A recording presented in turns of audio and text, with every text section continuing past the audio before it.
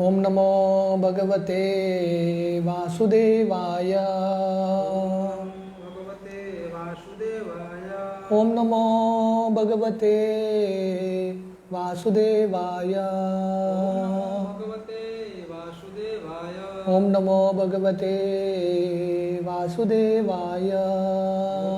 भगवते वासुदेवाय। नारायणं नमस्कृत्य नारायणं नमस्कृत्य नरं चैव नरोत्तमं नरं चैव नरोत्तमं देवीं सरस्वतीं व्यासं सरस्वतीं व्यासं ततो जायमुदीरये। मुदीरये। नष्टप्रायेषु अभद्रेषु नष्टप्रायेषु भद्रेषु नित्यं भागवतसेवया भागवतसेवया भगवती उत्तमश्लोके उत्तमश्लोके भक्तिर्भवति नैष्टिकी। भवति नैष्टिके कृष्णाय वासुदेवाय वासुदेवाय देवकी नन्दनाय च नन्दनाय च नन्दगोपकुमाराय कुमाराय गोविन्दाय नमो नमः। नमो नमः। नमो पङ्कजनाभाय पङ्कजनाभाय नमो पङ्कजमालिने पङ्कजमालिने नमो पङ्कजनेत्राय पङ्कजनेत्राय नमस्ते पङ्कजाङ्ग्रये। पङ्कजाङ्ग्रये। हरे कृष्ण। तो हम टेक्स्ट 41 या सो दिस इज ये छठा अध्याय है पुरुष सूक्त कंफर्म्ड। टेक्स्ट 40-41 विशुद्धम केवलम ज्ञानम शुद्धं केवलं ज्ञानं प्रत्यक् सम्यक् अवस्थितम सम्यक् अवस्थितं सत्यम पुनर अनादि अंतम सत्यं निर्गुणम नित्यम अद्वयम गुणं नित्यमद्वयं ऋषे विदन्ति मुनयः वदन्ति मुनयः प्रसन्नात्मेन्द्रियार्षया अनात्मेन्द्रियाशया यदा तद् एवासत्तर्के यदा तद्भासतर्के त्रियोदीयेत विप्लुतम्। दीयते विकृतं वर्ड टू वर्ड इस प्रकार है। विशुद्धम विदाउट एनी मटीरियल टिंज, केवलम प्योर एंड परफेक्ट, ज्ञानम नॉलेज, प्रत्यक ऑल परवेडिंग, सम्यक इन फुलनेस, अवस्थितम सिचुएटेड, सत्यम ट्रूथ, पूर्णम एब्सोल्यूट, अनादि विदाउट एनी बिगिनिंग, अंतम end also without any end, निर्गुणम डिवॉइड ऑफ मटीरियल मोड्स, नित्यम eternal, advayam without any rival. Rishe, O Narada, the great sage, vidanti, they only can understand. Munayaha, the great thinkers, prashanta, pacified, atma, self, indriya, senses, ashaya, sheltered, yada, while, tat, that, eva, certainly, asat, untenable, tarike, arguments, tira diyet, disappears, विप्लुतम distorted. Translation इस प्रकार है। The personality of Godhead is pure, being free from all contaminations of material tinges. He is the absolute truth and the embodiment of full and perfect knowledge. He is all pervading without beginning और end and without rival.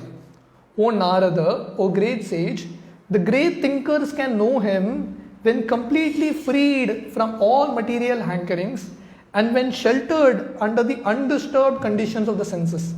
Otherwise, but by untenable arguments, all is distorted and the Lord disappears from our sight. तो यहाँ पे ब्रह्मा जी नारद मुनि को बता रहे हैं कि पहले भगवान का गुण क्या है। विशुद्धम, वो जो भगवान है, जो परम सत्य है, वो पूरी तरह से शुद्ध है, उनके अंदर भौतिक कलमश नहीं है, being free from contaminations. Then he says पूर्णम, ही इज परफेक्ट, अनादि अनंतम। जैसे ब्रह्म संहिता में भगवान ब्रह्मा जी बताते हैं, ईश्वर परम कृष्ण सच्चिदानंद विग्रह अनादिर आदिर गोविंद सर्व कारण कारणम। तो वैसे ही भगवान का कोई शुरुआत नहीं है, और भगवान को कोई अंत नहीं है, अनंत है। निर्गुण का मतलब है उनके अंदर भौतिक गुण नहीं है। नित्यम अद्वयम, अद्वयम का मतलब है विदाउट एनी राइवल, उनके कंपटीशन में कोई नहीं है। तो ये भगवान की गुण अलग अलग गुण बता रहे हैं ब्रह्मा जी, और बोल रहे हैं कि हे नारद मुनि, जो व्यक्ति पूरी तरह से भौतिक कल्मशों से मुक्त है, उसके अंदर भौतिक आकांक्षाएं नहीं है और उसने पूरा आध्यात्मिक शक्ति का आश्रय लिया है, वही भगवान को जान सकता है। Otherwise by untenable arguments all is distorted. सिर्फ ज्ञान के माध्यम से या यथा तद एवास तर्केस, तर्क का मतलब है आर्ग्यूमेंट्स, अलग अलग आर्ग्यूमेंट और लॉजिक से भगवान को हम समझ नहीं सकते। He remains, he disappears from our sight, हमारे आंखों के सामने भगवान दिखते नहीं है।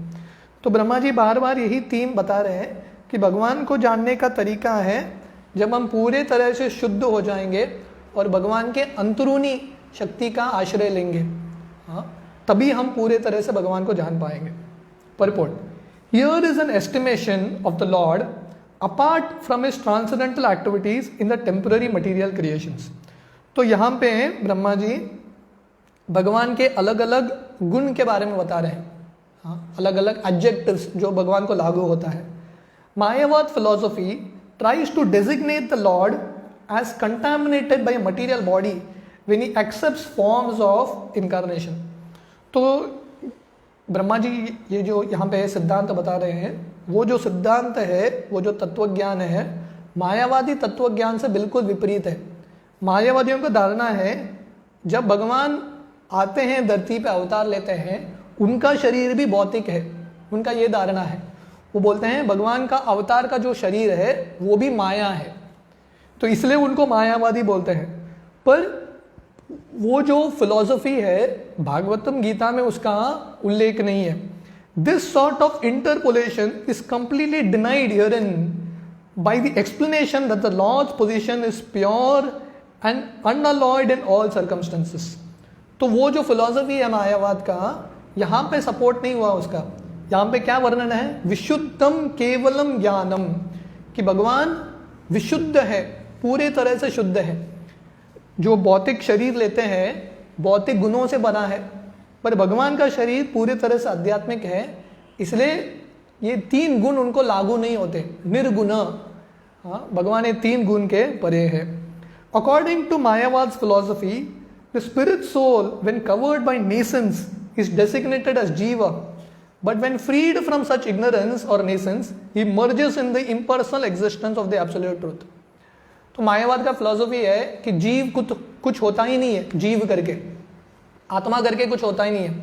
उनका अंडरस्टैंडिंग है जब ब्रह्मन, वो जो परम सत्य है, अज्ञान के वश में आता है तो वो एक अलग अस्तित्व मान लेता है।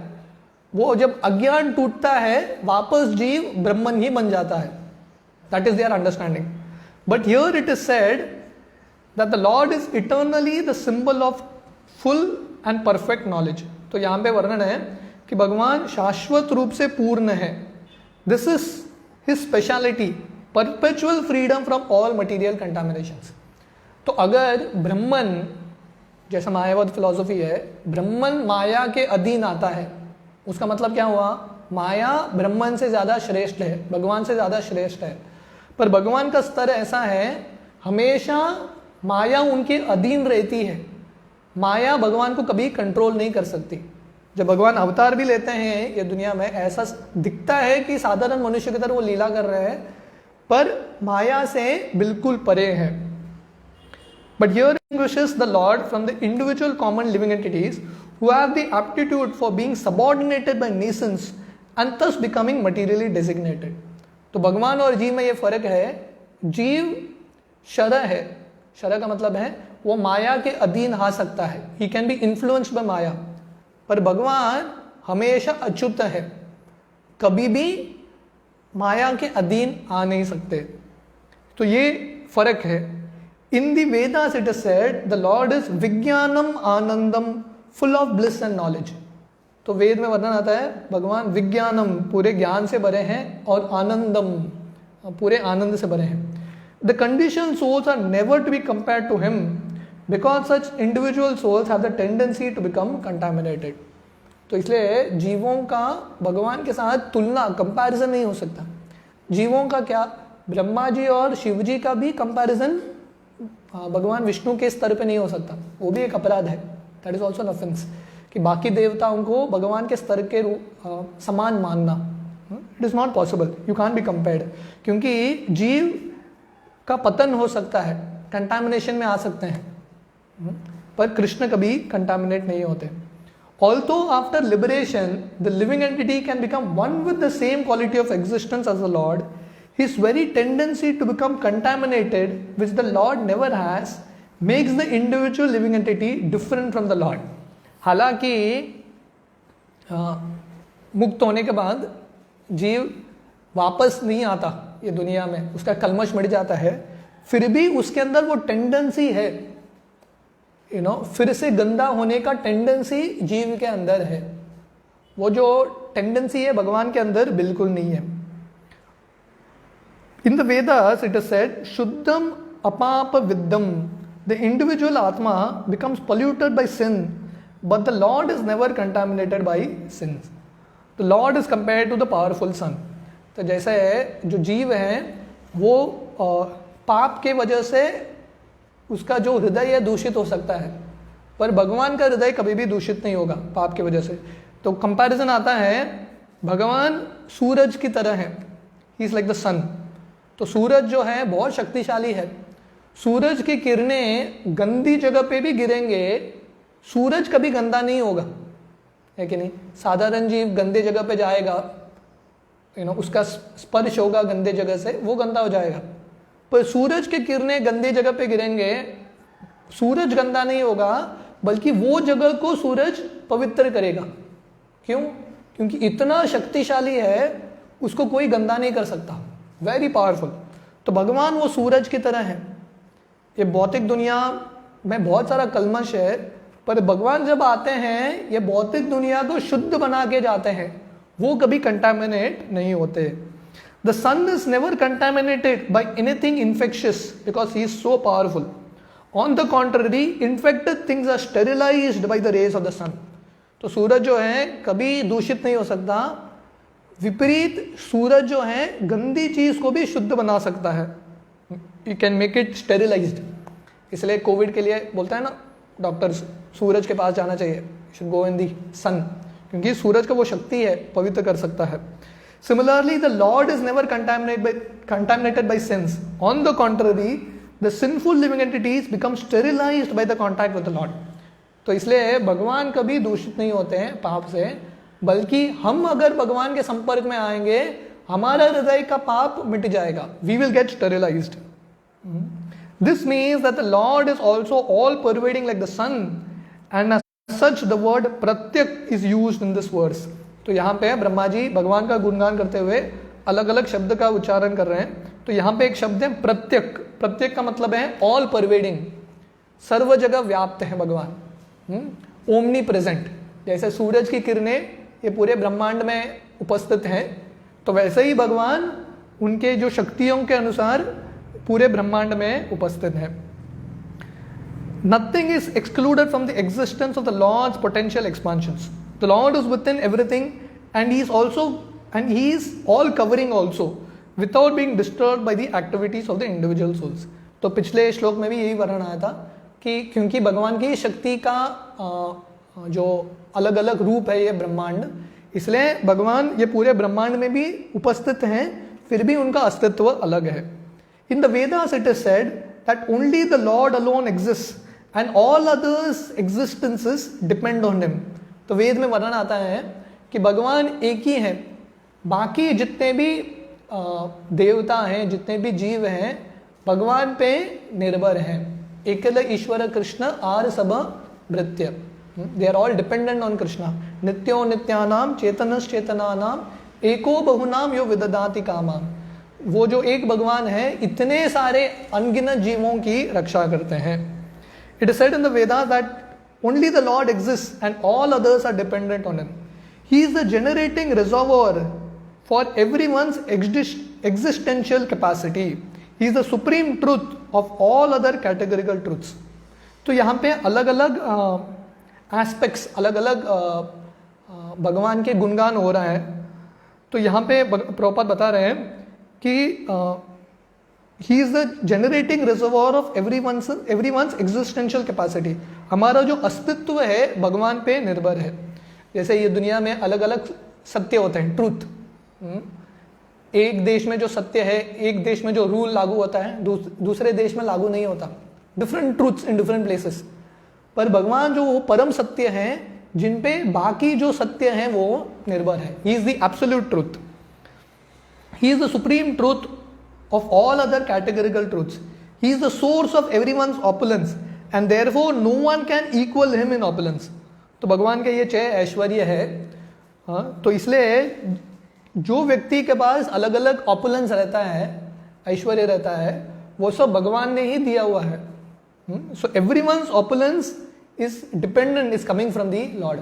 जैसे भगवान गीता के 10वें अध्याय में बोलते हैं, यत यत विभूति मत सत्वम श्रीमत ऊर्जितम एव वा। वो अर्जुन को बोलते हैं, जो भी आपको यहाँ पे सुंदर चीज दिखता है, अद्भुत चीज दिखता है, या किसी के अंदर सुंदर बुद्धि है, अद्भुत कार्य करता है, वो सब मेरा ही अंश है। Being full of opulences, namely wealth, fame, strength, beauty, knowledge and renunciation, certainly is the supreme person. तो ये पराशर मुनि, व्यासदेव के जो पिता हैं, उनका डेफिनेशन है, ऐश्वर्यस्य, समग्रस्य, वीर्यस्य, यशश्रिय, ज्ञान वैराग्यश्चैव षडन भाग इतिंगना। जो व्यक्ति के पास ये 6 चीज पूर्ण रूप में है, वो भगवान है बाय डेफिनेशन। ये 6 चीज क्या है? फर्स्ट इज वेल्थ, सबसे धनी होना चाहिए ये व्यक्ति। सेकंड इज फेम, उसका जो यश है सबसे ज्यादा होना चाहिए। तीसरा है स्ट्रेंथ, शक्ति। चौथा है सुंदरता, ज्ञान और वैराग्य। ये जो 6 चीज का समन्वय पूरे रूप में है, वो भगवान है, और वो सिर्फ कृष्ण है। And because he is a person, he has many personal qualities, although he is transcendental to the material modes. तो हालांकि भगवान ये 3 गुणों के परे हैं, पर भगवान के अंदर भी गुण है। जब शास्त्रों में वर्णन आता है निर्गुण, निर्गुण का ये मतलब नहीं भगवान के अंदर गुण नहीं है। निर्गुण का मतलब है भगवान के अंदर भौतिक गुण नहीं है, पर आध्यात्मिक गुण बहुत है। तो इसलिए प्रभुपाद यहाँ पे लिख रहे हैं, He has many personal qualities, although he is transcendental to material modes. तो भगवान के अनेक सारे दिव्य गुण हैं। We have already discussed the statement इत्तम भूतो गुणो हरि from भागवतम 1.7.10। तो ये भागवतम का बहुत फेमस श्लोक है जो मायावादी कोट करते रहते हैं, आत्मा रामश्च मुनयो। His transcendental qualities are so attractive that even liberated souls are attracted by them।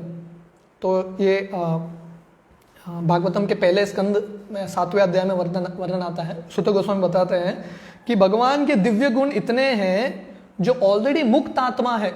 मुक्त आत्मा मतलब जो ऑलरेडी ब्रह्मन के स्तर पे है, ब्रह्मभूत प्रसन्न आत्मा।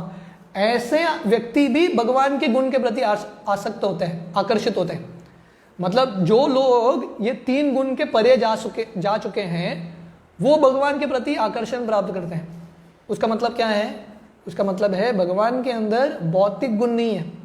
अगर भौतिक गुण होते थे, ये जो मुक्त आत्मा है भगवान के प्रति क्यों आकर्षण प्राप्त करते थे? क्योंकि उनके अंदर भौतिक गुण नहीं है। जैसे कुमारों का वर्णन आता है, जो चतुष कुमार हैं, ब्रह्मा जी के जो पहले पुत्र, वो एक्चुअली इतने ब्रह्म ज्ञानी थे, ब्रह्मन के स्तर पे थे, उनको ये दुनिया के प्रति बिल्कुल अट्रैक्शन नहीं था। बट जब वैकुंठ जाते हैं और विष्णु को देखते हैं और विष्णु के चरण कमल का जो तुलसी है उसको सूंघते हैं, वो ब्रह्म ज्ञान से ज्यादा भक्ति में आनंद पाते हैं। क्यों? क्योंकि भगवान के अंदर भौतिक गुण नहीं है, आध्यात्मिक गुण है। Although possessed of all personal qualities, he is nevertheless omnipotent.